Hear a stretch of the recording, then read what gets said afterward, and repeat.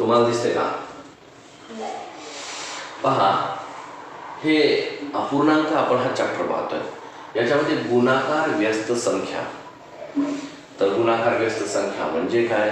पहा, एक थोडक्यात अशी माहिती देऊया की जर का एखाद्या अपूर्णांकाचं उत्तर 1 येत असेल ना, 1, त्याला गुणाकार व्यस्त म्हणायचं. बघा एक उदाहरण,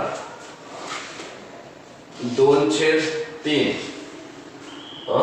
आणि 3/2. आता याचा जर म्हटलं गुणाकार करा, जर का समजा हे उदाहरण आहे, याचा जर म्हटलं गुणाकार करा, तर मग काय गुणाकार आहे? हा 3 कटला, हा 3 कटला, हा 2 कटला, हा 2 कटला, काय उत्तर आलं? 1 है ना. म्हणजे गुणाकार व्यस्त संख्या ह्या 2 गुणाकार व्यस्त संख्या आहेत. ज्या संख्येचं उत्तर फक्त 1 येतं, ज्या संख्येचं उत्तर फक्त 1च येणार आहे, ती गुणाकार व्यस्त संख्या असते. ठीक आहे. चला आणखी एखादं उदाहरण घेऊया. जसं की बघा, 4/5 5/4. कारण त्या संख्याही पुन्हा कशा असतात? जी पहिली संख्या न्यूमरेटर आणि डिनॉमिनेटर अंश आणि छेदस्थानी असते, तीच दुसऱ्या संख्येमध्ये छेदची अंशावर असते आणि अंशाची छेदस्थानी असते, है ना, खालीवरही असते. आणि म्हणून ह्यांची काटाकाटी व्हायला सोपी जाते आणि उत्तर काय येतं? 1, फक्त ओनली 1, है ना.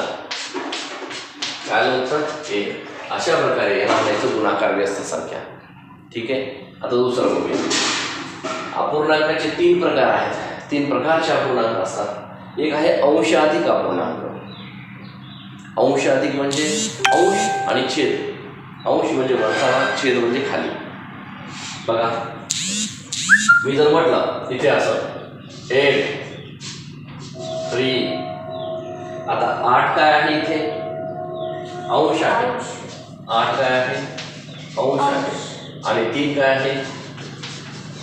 छेद आहे, है ना. पण छेद मोठा की अंश मोठा? अंश मोठा. म्हणून अंश हा अधिक आहे इथे, म्हणून त्याला अंशाधिक अपूर्णांक म्हणायचं. काय म्हणायचं? राईट, अंशाधिक अपूर्णांक.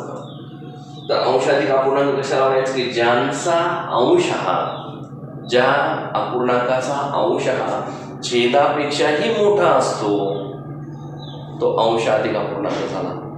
आणखी एखादं उदाहरण, एक दुसरं उदाहरण, है ना. बघा याच्यामध्ये काय आहे? छेदापेक्षाही अंश कसा आहे? मोठा आहे. म्हणजे हा अंशाधिक अपूर्णांक आहे. त्याला म्हणायचं काय? कसं ओळखायचं? अंशाधिक अपूर्णांक. आता आपण बघूया छेदाधिक अपूर्णांक. याच्या टायटलमध्ये किंवा याच्या नावामध्येच लपलेला आहे की तो अपूर्णांक कसा असणार आहे.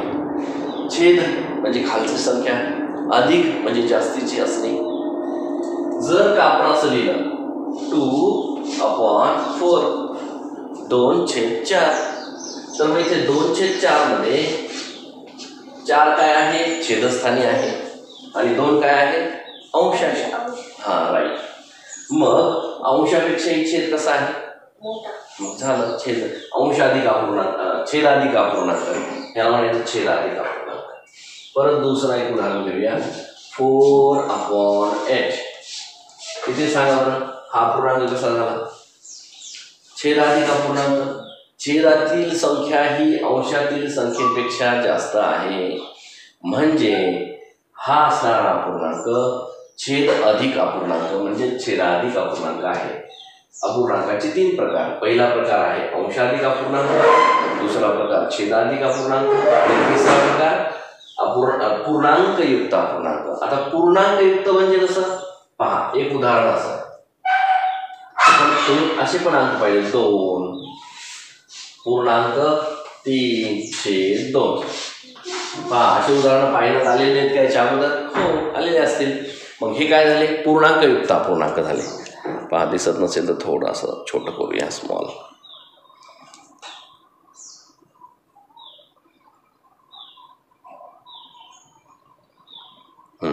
आता दिसतंय. हे सर्व काय झाले? पूर्णांक हा काय झाला पूर्णांकयुक्त आहे. कसा ही दोन संख्या पूर्ण आहे, हिला असं छेद वगैरे काही असे अर्धवट आहे का ते नाही, म्हणजे हे पूर्ण आणि हे अपूर्ण. मग पूर्णांक युक्त अपूर्णांक, पूर्ण अंक आणि अपूर्ण अंक. बघा याच्या नावामध्येच लपलेलं आहे याची ओळख. पूर्ण अंक हे पूर्ण आहे, दोन पूर्ण अंक आहे. अपूर्णांक पूर्णांकयुक्त अपूर्णांक. कळलं का तुम्हाला आता? राईट. मग परत आणखी एखादं उदाहरण. 4 वाचते वेळेस कसं म्हणायचं? 4 पूर्णांक 4/2. परत आणखी एक उदाहरण सांगा, तुम्ही सांगा आता एखादं, काही पण म्हणा. 3 पूर्णांक 2/4. काय हरकत नाही, ठीक आहे 2/4. मग हे काय झालेलं आहे? हे पूर्णांकयुक्त अपूर्णांकाच्या संख्या आहेत. अशा प्रकारे आपण त्याची ओळख करून घेतलेली आहे. चला तर आता आपण उदाहरणांमध्ये जाऊया, ठीक आहे ना. याला लिहून घ्या.